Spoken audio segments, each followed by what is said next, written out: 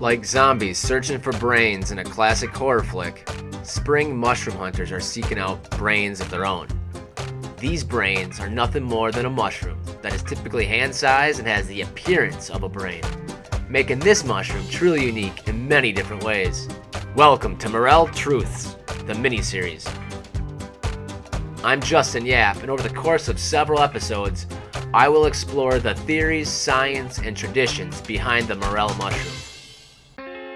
The long wait is over. We're ready to head out in the woods. But before we do, people have all kinds of their own ways to determine when they should be heading out into the woods, looking for morels. Well, that's kind of a secret.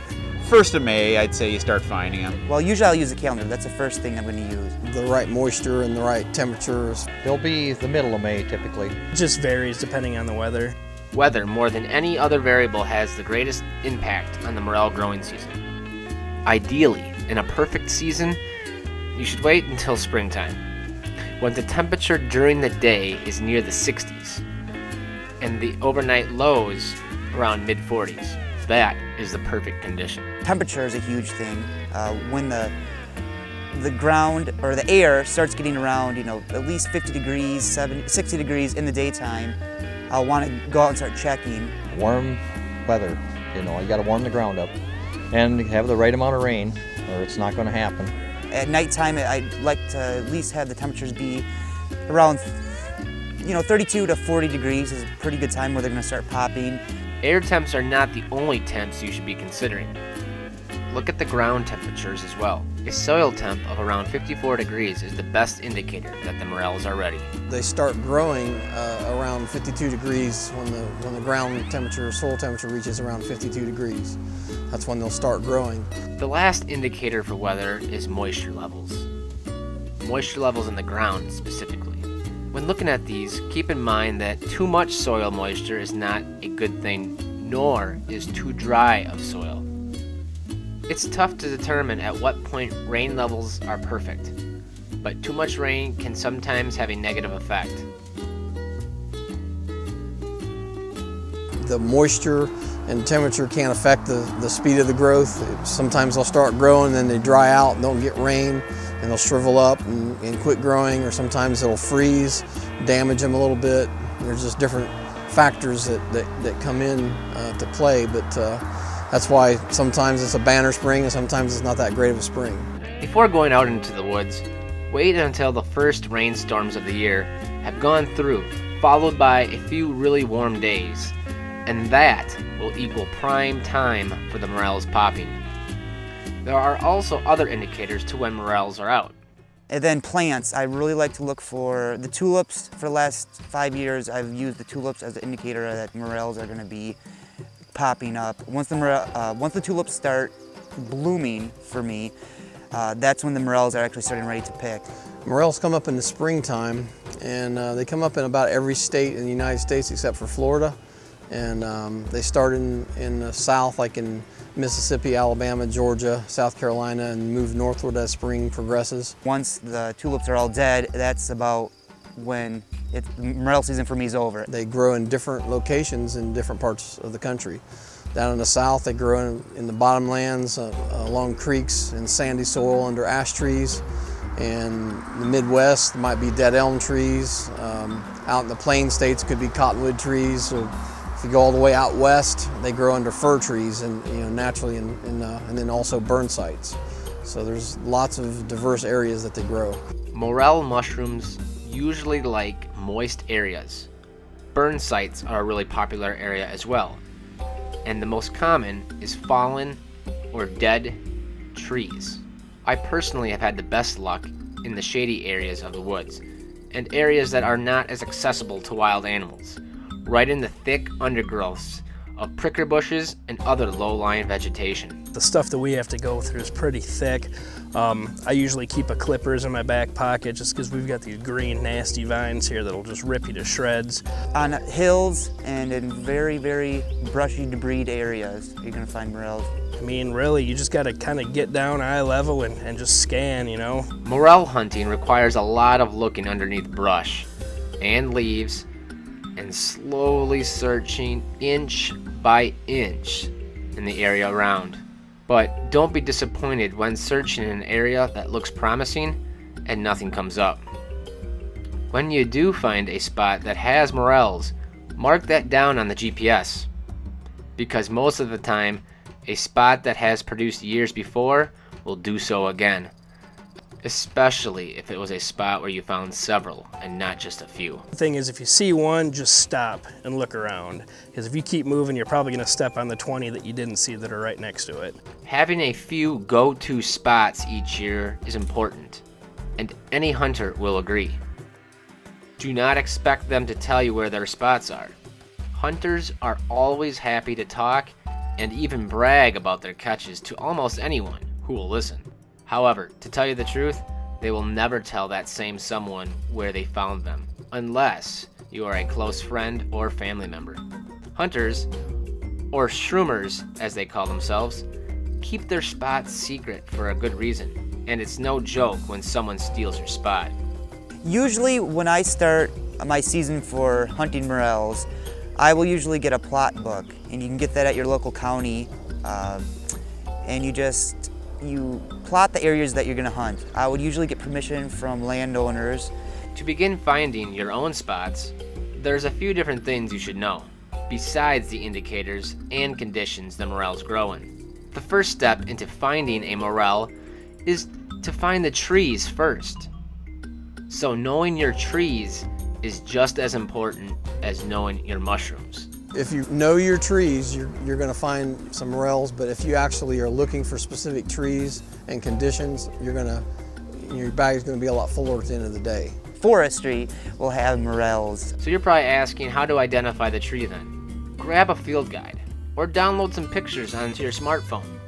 Pay particular attention to the characteristics of the bark of the trees, since in the spring, most trees will have little to none mature leaves, and identification of them may prove difficult.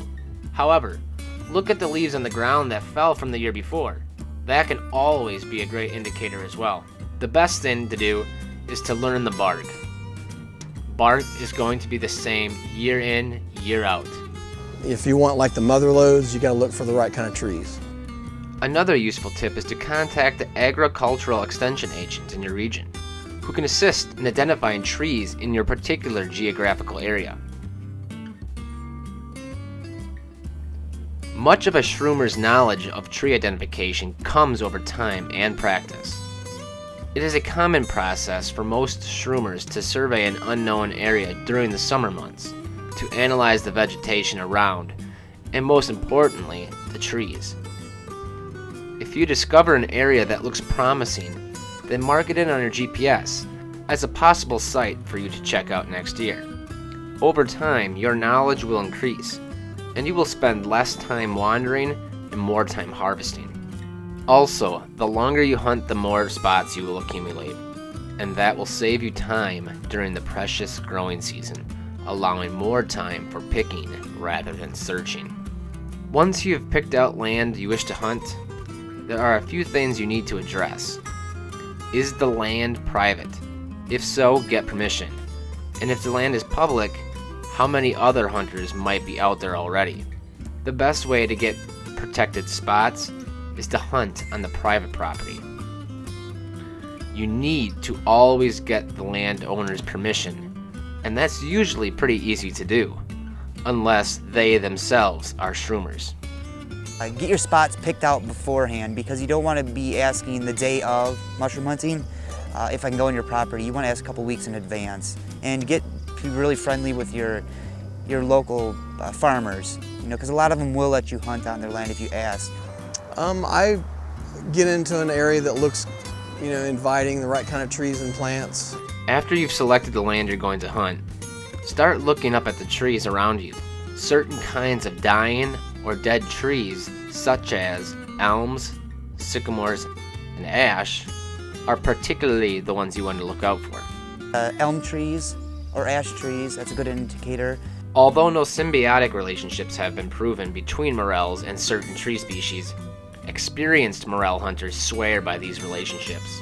I'm not a scientist, but I think that the morels seem to be drawn to whatever is being brought up from the root system. I'm looking for trees because most morels are mycorrhizal with a certain kind of tree. Shroomers agree hands down that the trees commonly associated with morels They really like the ash trees. An elm tree, basically. We have a lot of dead elms on our place, so that's where they grow, and we go look for them there then. And Around dead elm trees or apple trees too. I'm spotting certain kind of trees that in the area that would be favorable, like ash or poplar or whatever it happens to be. I really do need to emphasize the elm tree. They are the trees of all trees to find morels under. They are hands down the bee's knees when it comes to producing morel mushrooms. Basically, we want to look for elm tree, 50% dead, not 100% dead, with no bark. You want to find a elm tree that's at least has most of the bark left on it. Elms have always been the prized tree to look for, perhaps because they are by far the most distinctive tree from a distance, of all the other trees. The elm's bark is also distinctive.